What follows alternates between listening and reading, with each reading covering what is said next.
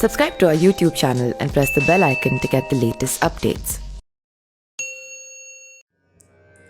क्या आपको मालूम है कि भगवान राम पहली बार हनुमान जी से कहाँ मिली थी?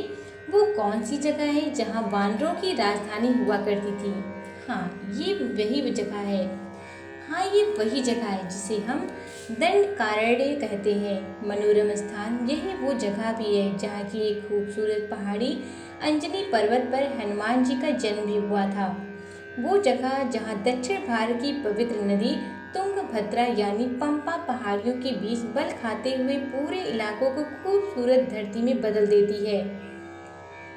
यहाँ अलौकिक पहाड़ियाँ हैं, दूर तक फैले हुए धान के खेत, केले के बाग और जिधर देखो उधर नारियल के पेड़ों का झुंड। यहाँ आने पर हवा मोहक अंदाज में आपके कानों में एक अलग संगीत बोलती है। इसे किष्किंधा कहते हैं, जो कर्नाटक के बेल्लारी जिला में है, जिसके पड़ोस में एक और दर्शनीय स्थल हम्पी है। किष्किंधा के पूरे रास्ते में आपको पहाड़ियाँ दिखती हैं, हरे भरे खेत और नारियल से लदे फदे वृक्ष। इस इलाके की ग्रेफाइट चट्टानें भी ऐसी विशेष हैं कि पूरे देश में इनकी मांग है।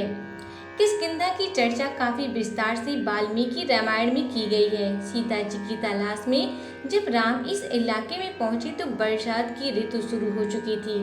अब कोई चारा नहीं था कि राम और लक्ष्मण इस दंडकारण्य में समय बिताएं। दंडकारण्य में ही उन्होंने एक गुफा में शरण ली। अंजनी पर्वत पर हनुमान जी का मंदिर है, जहां तक पहुंचने के लिए 500 सीढ़ियां चढ़कर जानी होती है। फिर कुछ महीनों एक मंदिर में रुके। यहीं उनकी मुलाकात दंडकारण्य में हनुमान से हुई। प्राचीन भारत में सुग्रीव और बाली जैसे ताकतवर वानरों की नगरी थी। आज भी यहाँ बड़ी संख्या में वानर दिखते हैं, हर तरह के वानर, लाल मुंह और काले मुंह वाले दोनों। यहाँ के वानरों और बासिंदों के बीच एक अजीब दोस्ती भी देखने को मिलती है। यहाँ की दो बातें लोगों की बड़ी संख्या में अपनी ओर आकर्षित करती है। पहली है अंजनी पर्वत, जहाँ पवन सुत हनुमान का जन्म हुआ, और दूसरा अंजनी पर्वत के करीब स्थित ब्रह्म सरोवर, जो काफी पवित्र माना जाता है। गुजरात और महाराष्ट्र से यहाँ काफी तादाद में लोग पर्यटक बसों में आते हैं। अंजनी पर्वत एक ऊंचा पहाड़ है। यही हनुमान जी की जन्मस्थली है। पहाड़ के ऊपर हनुमान जी का एक मंदिर है, जहां अखंड पूजा चलती रहती है। लगातार हनुमान चालीसा पढ़ी जाती है। ये मत सोचिए कि इस मंदिर तक पहुंचना आसान है। शायद ये मुश्किल ही इस मंदिर में आकर हनुमान जी के दर्शनों को और खास भी बनाती है। इसके लिए 500 से अधिक सीढ़ियां चढ़नी होती हैं। ये आसान तो कतई नहीं। सीढ़ियां चढ़ने के दौरान आप पाते हैं कि कई जगहों पर ये सीढ़ियां पहाड़ियों को काटकर बनाई गई हैं, तो कई जगह ये पहाड़ की गुफाओं के बीच से गुजरती हैं।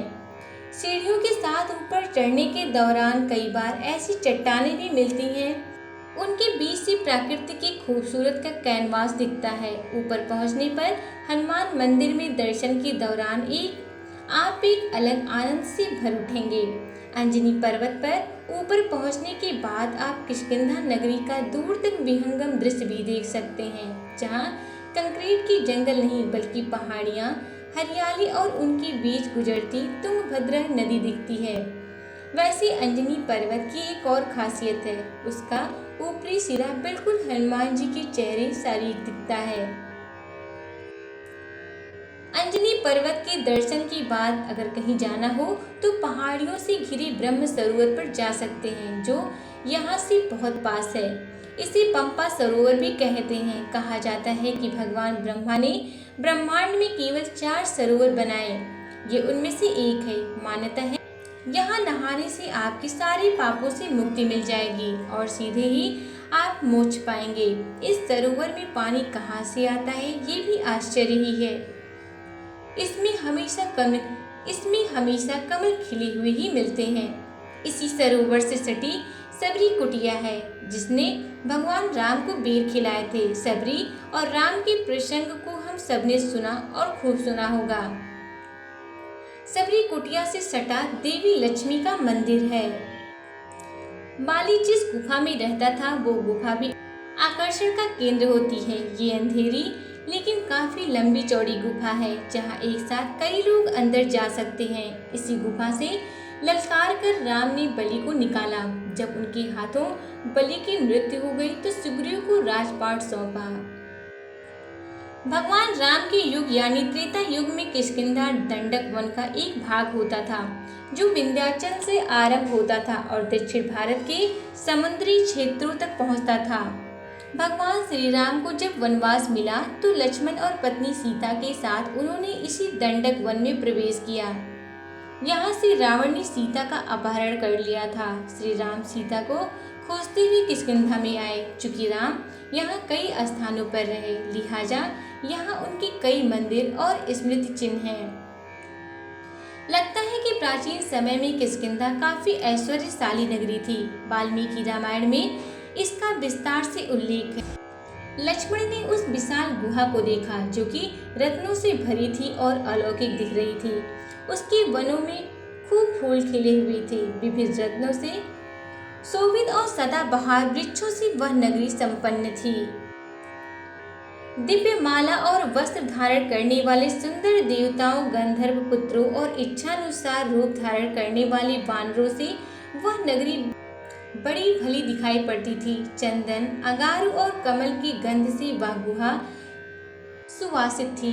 मैत्रेय और मधु से वहां की चौड़ी सड़कें सुगंधित थी। इस वर्णन से यह स्पष्ट है कि किष्किंधा पर्वत की एक विशाल गुहा के भीतर बसी हुई थी। Subscribe to our YouTube channel and press the bell icon to get the latest updates.